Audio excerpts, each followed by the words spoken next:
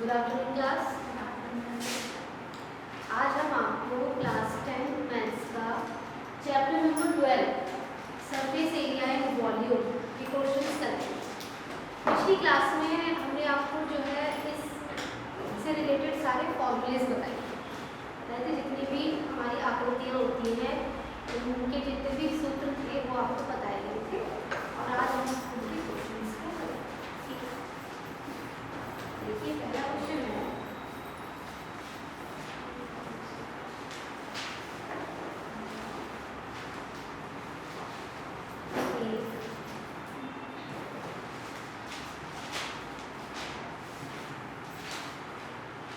लंबवृत्तीय बेलन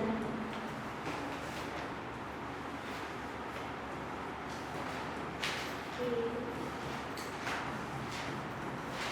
आधार का व्यास 10 सेंटीमीटर है।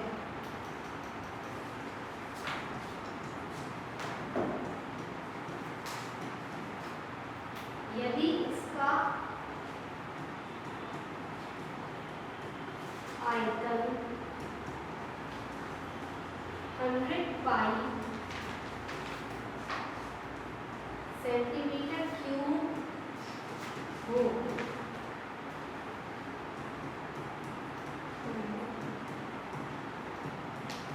बेलन की ऊंचाई ज्ञात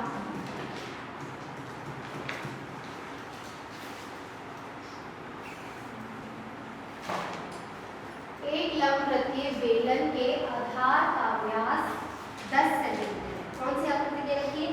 बेलन। तो पहले हम बेलन का चित्र बनाएं।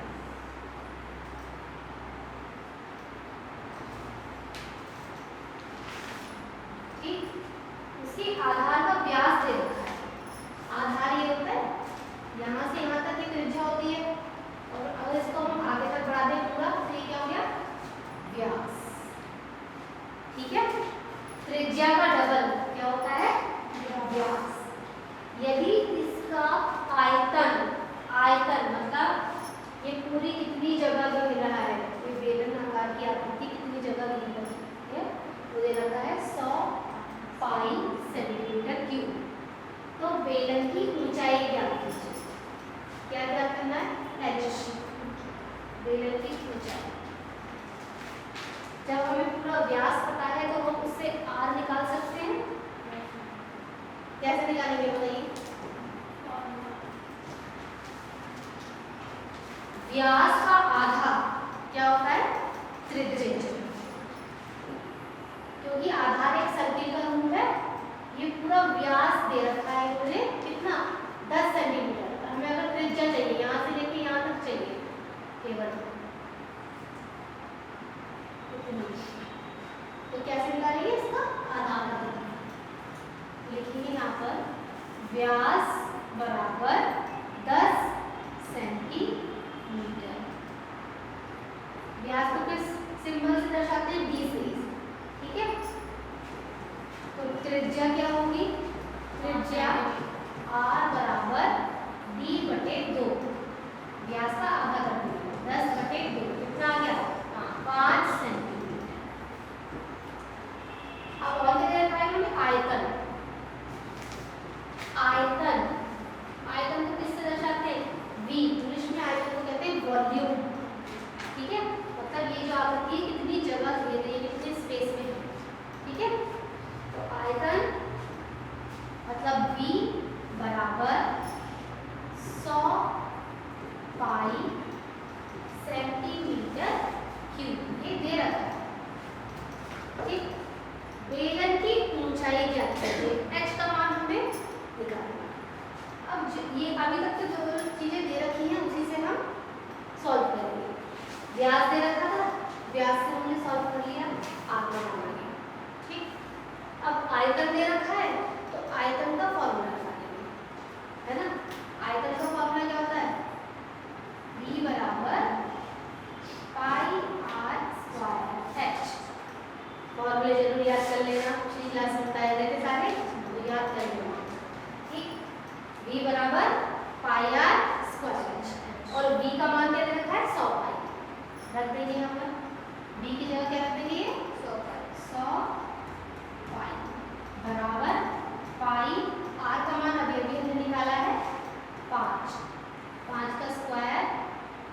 गुणा h।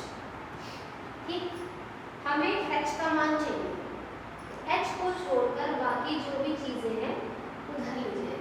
ठीक, तो 100 पाई बराबर 5 का स्क्वायर कितना हो गया 25, 25 पाई h।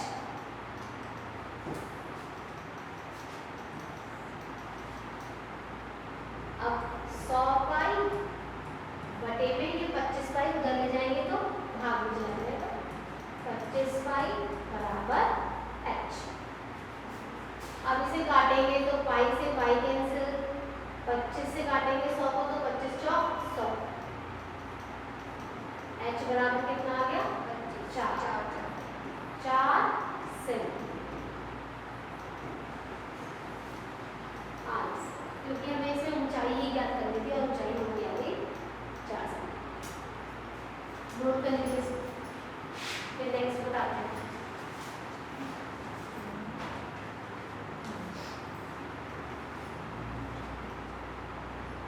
आज आपको ये छोटे छोटे क्वेश्चंस कराए जा रहे हैं, कल लॉन्ग कराएंगे।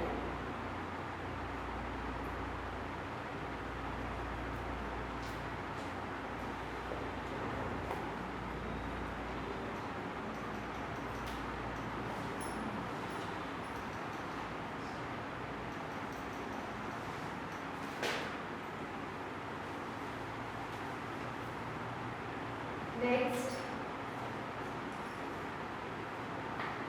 एक लंबवृत्तीय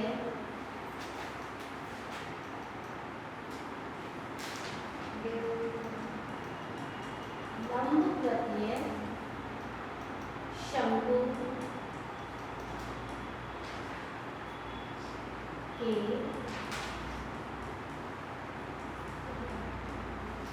आधार का व्यास 21 सेंटीमीटर तथा उसकी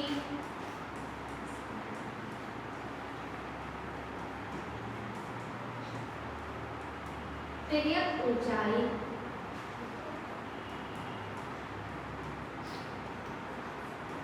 13.5 सेंटीमीटर है।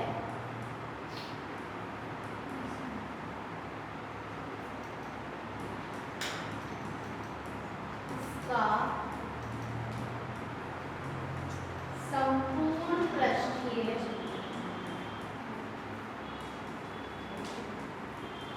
क्षेत्रफल ज्ञात कीजिए।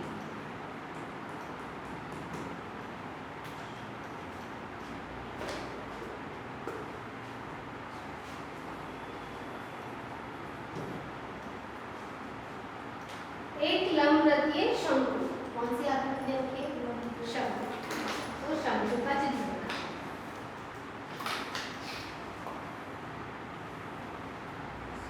ठीक है, एक लंबवृत्तीय शंकु के आधार का व्यास, इसमें भी क्या दे रखा है व्यास, तो त्रिज्या कैसे निकलेगी व्यास का आधार। ठीक है, चलिए ये होती है हमारी त्रिज्या जो कि व्यास का आधा करने पर निकाल ली जाएगी, तथा उसकी तिर्यक ऊंचाई मतलब L का मान। तिर्यक ऊंचाई कौन सी होती है ये वाली, और यहाँ से लेके यहाँ तक की ऊंचाई जो थी वो x से दर्शाई जाती है ना, तो इसको क्या कहते हैं सीधी ऊंचाई। तिर्यक ऊंचाई L का मान दे रखा है, इसमें लिख लेंगे जो जो हमें दे रखा है। तिर्यक ऊंचाई L बराबर 13.5 सेंटीमीटर, व्यास बराबर व्यास ब्रैकेट D बराबर 21 सेंटीमीटर,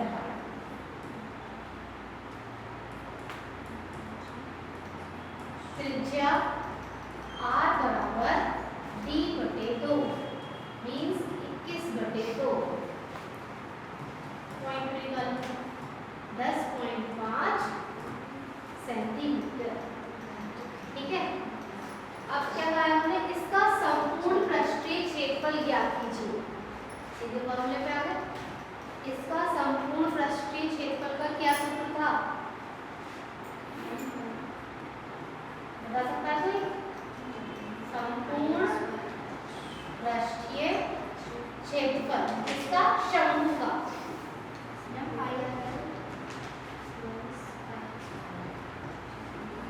पाई r l l plus pi r. ठीक है, ये पाई आर एल मतलब जो ऊपर की तरफ बना हुआ है वक्र पृष्ठीय क्षेत्र पाई आर एल होगा, और जो नीचे आधार है वो पाई आर स्क्वायर होगा। तो इन दोनों का टोटल कर लेंगे तो क्या आता है, संपूर्ण पृष्ठीय क्षेत्र। या तो आप इसे अलग अलग निकाल लो या फिर कॉमन लेकर के फिर सॉल्व करो। यहाँ से पाई कॉमन आ सकता है, आर कॉमन आ सकता है, क्या बचा ब्रैकेट में एल प्लस आर। ठीक, इन दोनों में कॉमन लेना, पाई और पाई कॉमन, आर और एक आर कॉमन, यहाँ क्या बचा एल और यहाँ क्या बचा आर। ठीक, अब यहाँ पर वैल्यूज पुट कर देंगे। पाई की वैल्यू 22/7, आर की वैल्यू ये 21/2 लगा देते हैं। ठीक है, आर की वैल्यू 21/2, एल की वैल्यू 13.5 और यहाँ आर की वैल्यू 21/2 भी लिख सकते हो और ये पॉइंट भी लिख सकते हो। पॉइंट वाली लिखेंगे ताकि आराम से इजीली प्लस 10.5।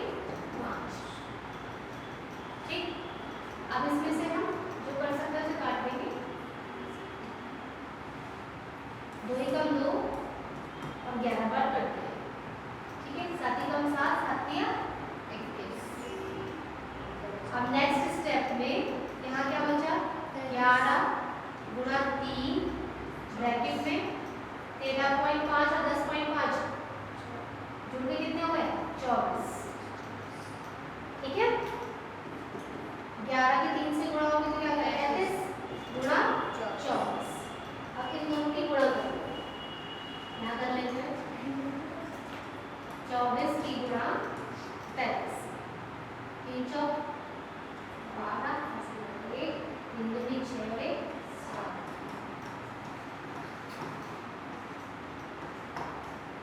इन दोनों की गुणा करने पर हमें क्या प्राप्त हुआ, 792 सेंटीमीटर स्क्वायर। स्क्वायर लगाएंगे क्यूब लगाएंगे, स्क्वायर क्यूब, क्योंकि ये क्षेत्रफल और आयतन होता तो क्यूब होता, और ऊंचाई या लंबाई या त्रिज्या होती तो क्या लगता, केवल सेंटीमीटर। क्लियर?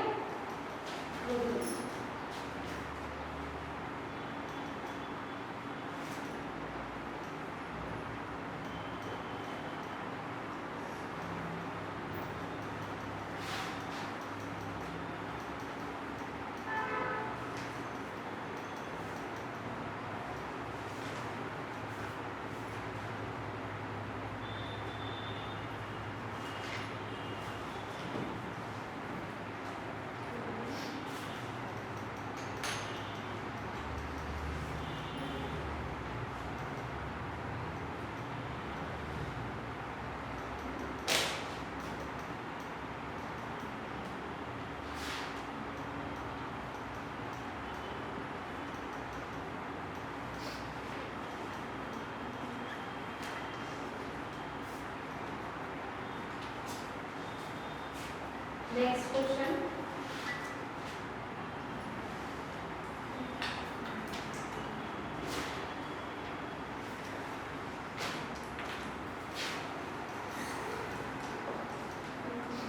कोई बर्तन एक बोतले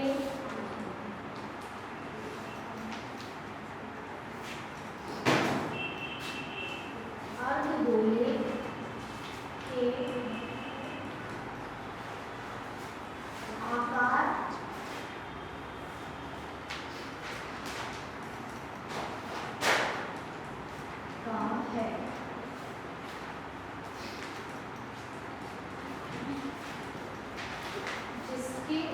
ऊपर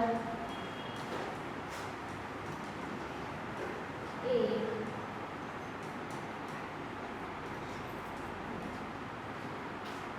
खोखला बेलन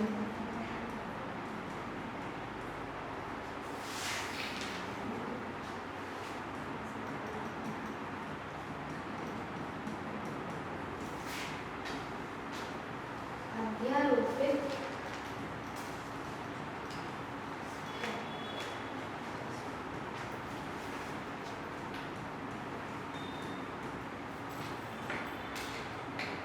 अर्धगोले का व्यास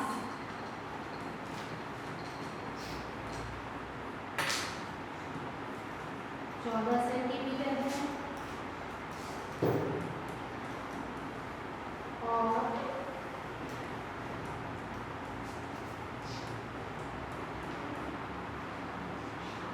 इस बर्तन की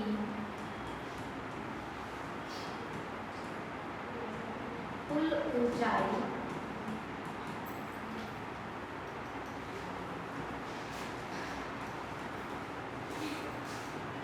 13 सेंटीमीटर है।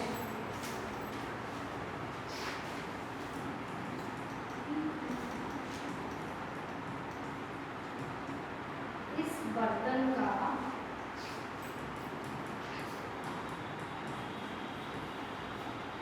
आंतरिक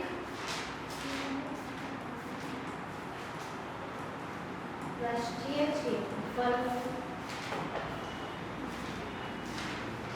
ज्ञात कीजिए।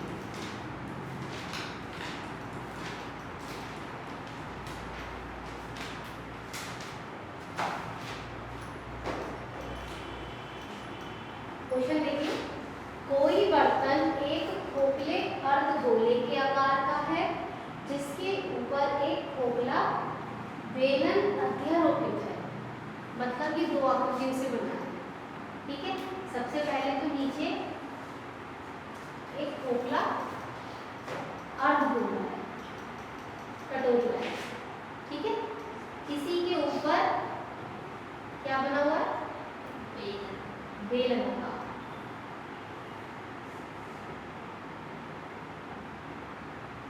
ठीक है, वो भी खोखला इस तरीके की आकृति।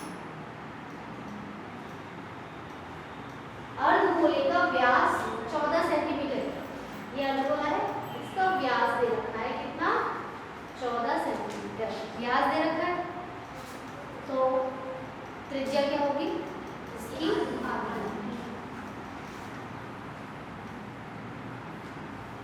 व्यास d बराबर 14 सेंटीमीटर। त्रिज्या कितनी होगी? 7। d बटे 2 मतलब 14 बटे 2 7 सेंटीमीटर। ठीक, यहाँ तक हो गया। अब आगे बढ़ते हैं। इस बर्तन की कुल ऊंचाई 13 सेंटीमीटर। कुल ऊंचाई मतलब यहाँ से लेकर के यहाँ तक कितनी देर की? 13 सेंटीमीटर। यहाँ से लेकर के यहाँ तक इतनी ऊंचाई कितनी होगी? यहाँ से लेकर यहाँ तक त्रिज्या के बराबर, क्योंकि ये भी त्रिज्या है। त्रिज्या कितनी आई है? 7। ये 7 सेंटीमीटर। तो केवल बेलन की ऊंचाई अगर निकालनी हो यहाँ से यहाँ तक बेलन की ऊंचाई निकालनी हो तो वो कैसे निकलेगी? 13 में से ये 7 घटा देंगे, कितनी आ जाएगी? 6। कैसे निकाली? ये पूरी ऊंचाई दे रखी 13। ठीक है, और इस कटोरे की त्रिज्या हमें पता है 7 है, तो ऊंचाई भी 7 ही होगी। ठीक है, कितनी? 7। तो इस 13 में से ये 7 घटा देंगे तो ये बेलन की ऊंचाई होगी, केवल बेलन की कितनी? 6। लिखेंगे बेलनाकार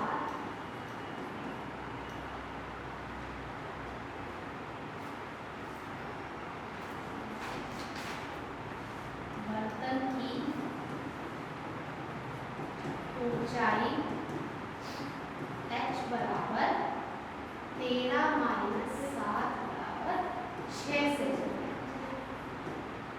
ठीक है, अब क्वेश्चन में क्या लिखा है? इस बर्तन का आंतरिक पृष्ठीय क्षेत्रफल ज्ञात कीजिए। आंतरिक पृष्ठीय क्षेत्रफल, इस बर्तन को हम अंदर से कहाँ कहाँ स्पर्श कर सकते हैं वो निकालें। तो क्या आएगा? बेलनाकार वक्र पृष्ठीय क्षेत्रफल हो गया और इसका अर्धगोले का भी वक्र पृष्ठीय क्षेत्रफल। दोनों को जोड़ देंगे तो टोटल बर्तन का पृष्ठीय क्षेत्रफल। समझ में आया? तो दोनों का पहले अलग अलग निकाल लेते हैं। बेलनाकार आकृति का वक्र पृष्ठीय क्षेत्रफल, बेलनाकार आकृति का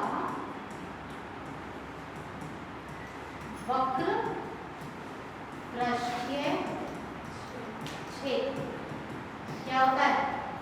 2 पाई r h। ये 2 पाई का मान 22/7, r का मान 7, h का मान 6। 7 से 7 कैंसिल, 6 दूनी 12, 22 की गुणा किससे होगी? 12 से। चलिए करिए गुणा, 12 की 24, कैरी लगा 2, 12 की 24 हो 264 सेंटीमीटर स्क्वायर।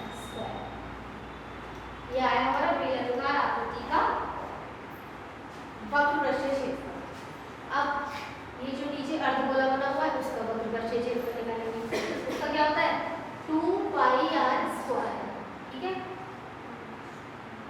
अर्धगोलाकार आकृति का वक्र पृष्ठीय क्षेत्र 2 पाई r स्क्वायर।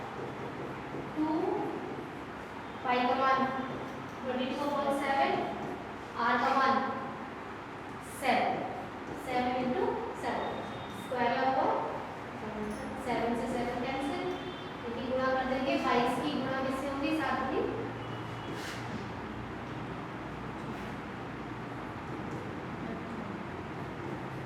गुणा करिए,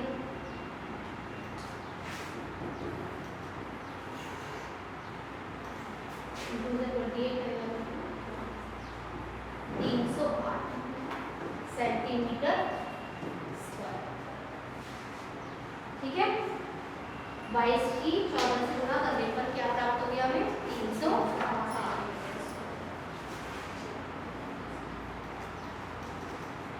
अब क्या करना है?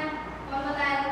मैम जोड़ना है 308 को और 264 सेंटीमीटर स्क्वायर।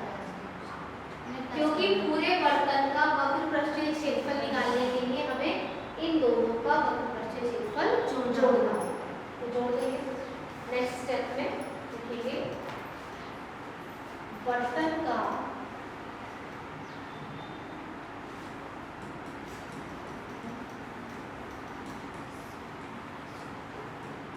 वक्र पृष्ठीय क्षेत्रफल या आंतरिक, क्वेश्चन में लिखा हुआ है ना आंतरिक, आंतरिक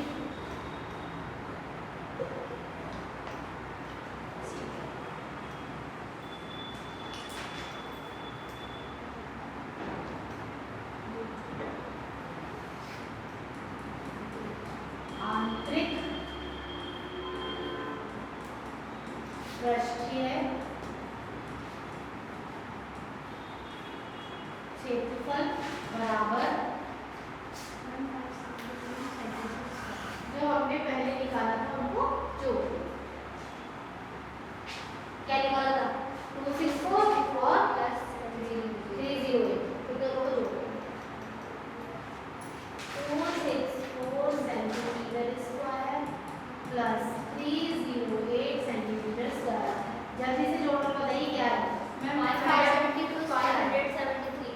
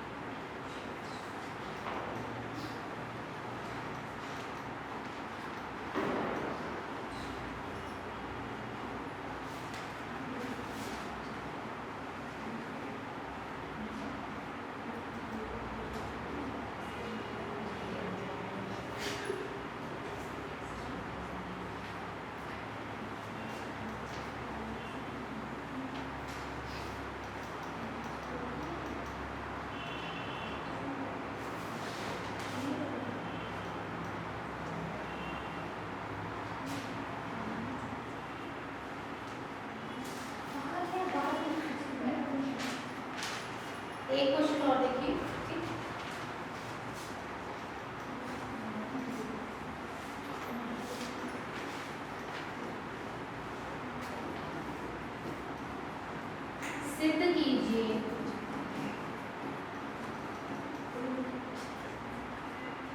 कि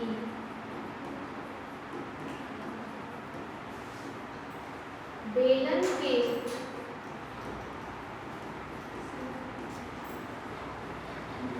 आयतन का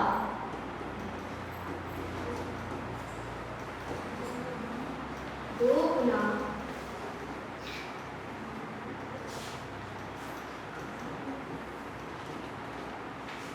उसके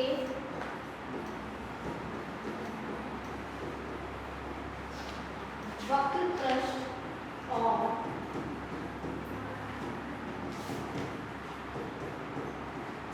आधार की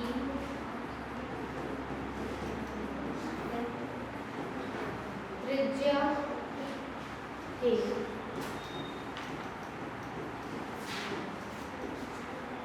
गुणनफल के बराबर होता है।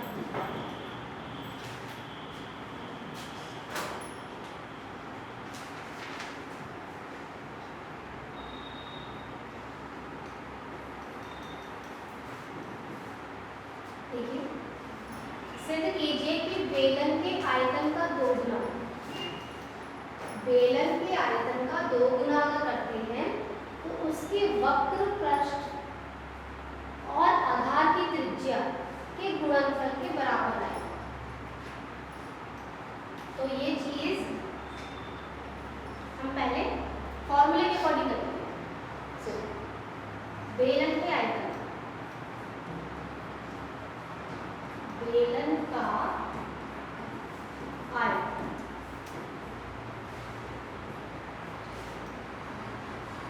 उसका दो गुना होगा।